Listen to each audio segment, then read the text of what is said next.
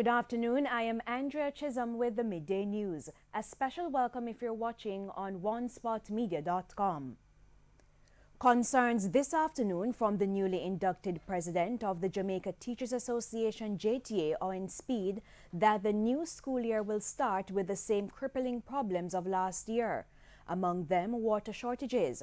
Our reporter Dwayne Anderson has been covering the JTA's annual conference in St. James and has this report. Owen Speed officially assumed his new role as Jamaica Teachers Association JTA president on Monday night. But his tone on issues affecting education was the same as before. We should make educational matters public. I will never be afraid to let the cat out of the bag.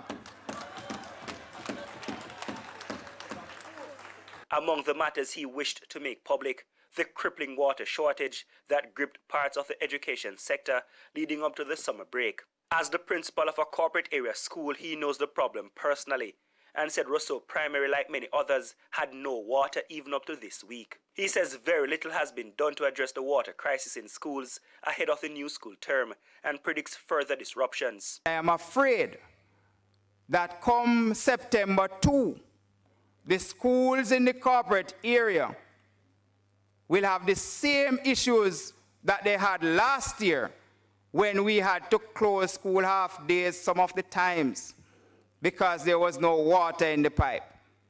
There is a call also from the independent schools that they need help in terms of trucking of water into their institutions because it is too expensive to afford. When we buy water for $22,000, it cannot serve for a day. According to Speed, school roads are also in deplorable conditions and he wants them fixed by the Ministry of Education. Speed officially took over the reins of the JTA on Monday night, assuming responsibilities from Dr. Garth Anderson. Manchester High's Jasford Gabriel, in the meantime, was ushered into the role as president-elect for the 2019-2020 period. Dwayne Anderson, TVJ News. The parliamentary opposition is calling for a detailed audit on the state-run Career Advancement Program CAP. The audit, it says, will determine whether the country is receiving value for money. Prince Moore reports. The Career Advancement Program was designed to provide opportunity for unattached youths to gain valuable training and skills for the job market or to further their education. But in recent years, questions have been raised about its effectiveness. At a PNP press briefing on Monday, the opposition called for a detailed audit. Chairman of the People's National Party's Education Commission, Elaine Foster Allen, says despite an increase in persons registered, there continues to be a decline in attendance under the Career Advancement Program. So, for example, in 2015, just looking at the math, we had total registered over 6,000 students. In 2019, we have over 10,000 students, but the attendance has been falling off over time. In 2016, 73%, 2017, 71%, but in 2018, 68%, 2019, 66%. And the same, perhaps even worse, for English, where it moved from 70% in 2015 up to 73% in 2016, and then since 2017, 68, 65, 64%. For that reason, opposition spokesman on education Ronald Thwaites says there are signs the program is not fulfilling its purpose. What we're also seeing is, of course, with the numbers goes the expenditure. And therefore, we are asking for a full audit of the Career Advancement Program to ensure that we're getting value for money and that we are addressing the fact that in many instances, the CAP program is stymied because it turns out to be a literacy program because so many of those who enroll, whether or not they attend, is because they simply cannot read and write, even at that stage. The Career Advancement Program is offered at selected secondary schools, private skills development centers, as well as private public tertiary institutions across the island. Prince Moore, TVJ News. The International Monetary Fund (IMF) has declared that Jamaica should be able to withstand a global recession. Last week, increases in short-term lending rates in America triggered fears that trade tensions between the United States and China could lead to a recession. Details in this report. Speculation on the issue in the U.S. led to concerns locally that a recession in the U.S. could have a ripple effect on the Jamaican economy. However, IMF resident representative to Jamaica, Dr. Constant Nonkeng Nguano, says Jamaica is well prepared to deal with a global recession. I think one of the main achievements of the Jamaican economy has been the improvement of the resilience of the economy.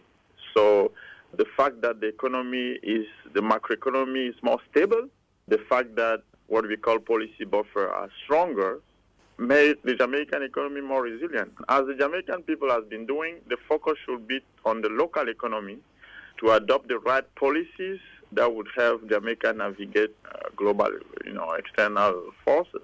So we believe Jamaica is an economy that is well prepared today. In the meantime, Dr. Nonkeng Nguano has acknowledged that occurrences in the markets of Jamaica's major trading partners typically have an impact on small countries. However, he says Jamaica can ensure it is protected by instituting policy buffers. So when you are hit by a shock, your level of reserves matter as to how the shock, you're going to absorb the shock.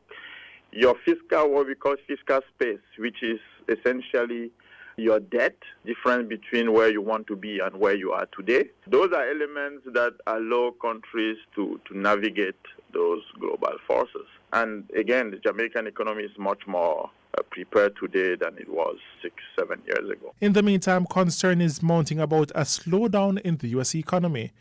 The Associated Press is reporting that a number of U.S. economists appear sufficiently concerned about the risks of some of President Donald Trump's economic policies that they expect a recession in the U.S. by the end of 2021.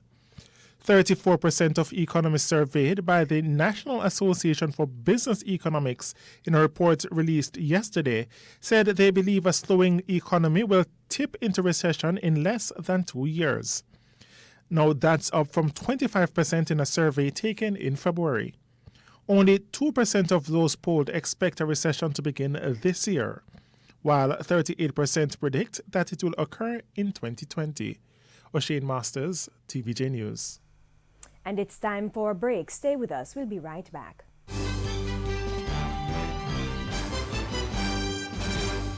Welcome back, and we're continuing the news. Attorney at law Peter Champagne believes that the jury system should not be abolished. As we hear in this report, he was speaking in an interview with TVJ News. In recent years, there have been many calls for Jamaica's jury system to be abolished. According to the Supreme Court of Jamaica, a jury consists of ordinary citizens who are able to apply their common sense to the matter of determining the guilt or innocence of an accused citizen. As a result, some persons believe that a juror's decision in a case may be skewed based on personal beliefs. However, attorney at law Peter Champagne says judges have the responsibility to inform the jury of specific terms in order to avoid being influenced by preconceived ideas. The function of the judge, one of the main functions of a judge in a jury setting, is to, in very clear, simple language, explain to the jury the elements in terms of what is needed in law to prove the offense and to guide the jury.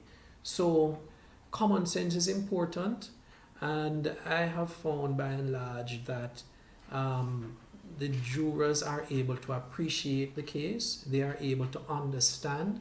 He says there are provisions in place to maintain a level of transparency in the jury system. If there is information and credible information that the jury might have taken into consideration, matters totally unrelated to the facts of the case, then you can use that as a ground of appeal. If it is, for instance, that it comes to your attention during a trial that there has been some tampering with the jury or juror, the law allows the trial judge to make an inquiry and to formally embark upon that within the trial and to determine these issues. Mr. Champagne laments that the system is not 100% effective, but he believes there is no justification to do away with it. I don't know of any. I am yet to encounter a juror that has served in terms of jury duty and is regretful, who would not, for instance, want to return to serve as a juror. To my mind, it is one of those pillars of the justice system that should remain. O'Shane Masters, TVJ News. Farmers who suffered millions of dollars in losses following a massive fire in Flaggerman, St. Elizabeth are set to receive assistance from government. Minister without portfolio in the Agriculture Ministry, J.C. Hutchinson, says details will be released in very short order. Mr. Hutchinson is to tour the area today to assess the damage.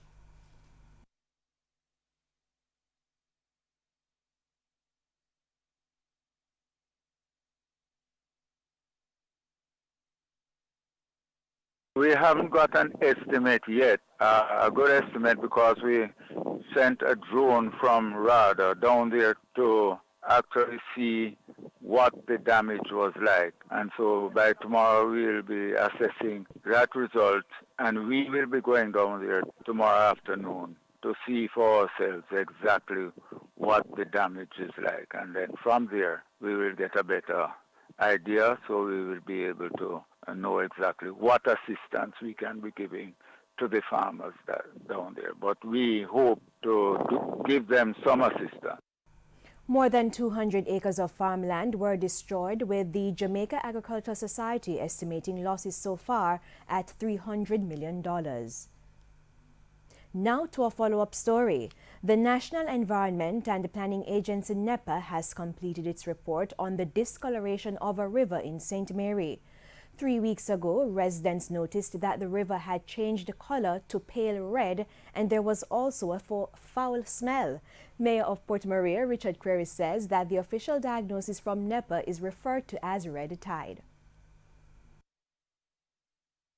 Basically, what they are saying is the cause of it is what is called algae bloom, or known as red tide. Because the water in the river, we have not had any rainfall, so the river cannot flush itself. So the water remains stagnant. And I guess this algae, it has grown more than it would normally grow. So that has caused the water to turn red. If we get rainfall that will flush the river, that would help as well. After heavy showers in Port Maria last week, the river was still red, but there is no longer an odor. Mayor Query says the municipal corporation will start implementing the recommendations from NEPA.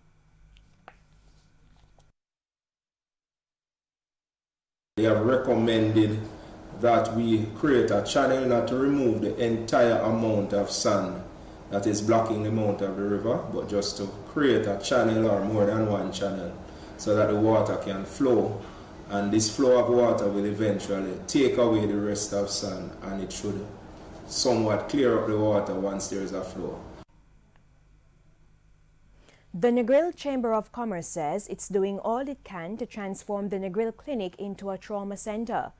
President of the Chamber, Richard Wallace, says it's important that Negril has a medical facility to stabilize persons if the need arises, since the nearest major medical facilities are miles away. And, you know, while this facility is not just for tourists, we're also thinking about all the people that reside in the Negril area, and also the people that work in the Negril area. Because remember, a medical emergency doesn't have to be an accident. It could be a heart attack, it could be an illness, and things like that. And you know, people come on vacation and they have a medical emergency. So it's for everyone. And the Chamber its 4th International Food and Wine Festival, and part of the proceeds will go towards building the trauma center. Commerce and other stakeholders are trying to raise funds to upgrade the Negril Clinic to a facility that can, you know, that can save lives, because the closest medical facility to Negril is either Savlamar Hospital or the Noel Holmes Hospital in Lucy, I think it's right. So a lot of people die on their way there. So we figured if we could we've been lobbying the government to upgrade the clinic, and we decided that we would raise some of the funds as necessary to show the government that we're not sitting and waiting on them only. We will try to help ourselves. Mr. Wallace says last year the chamber donated $1 million to the building fund, and the government has expressed an interest in helping to upgrade the facility. Health Minister Dr. Christopher Tufton says a drawing for the facility has been completed and the National Health Fund is spearheading the process. And that's the Midday News. I'm Andrea Chisholm. Join us at 7 for the Primetime News Package. On behalf of the news, sports and production teams, good afternoon.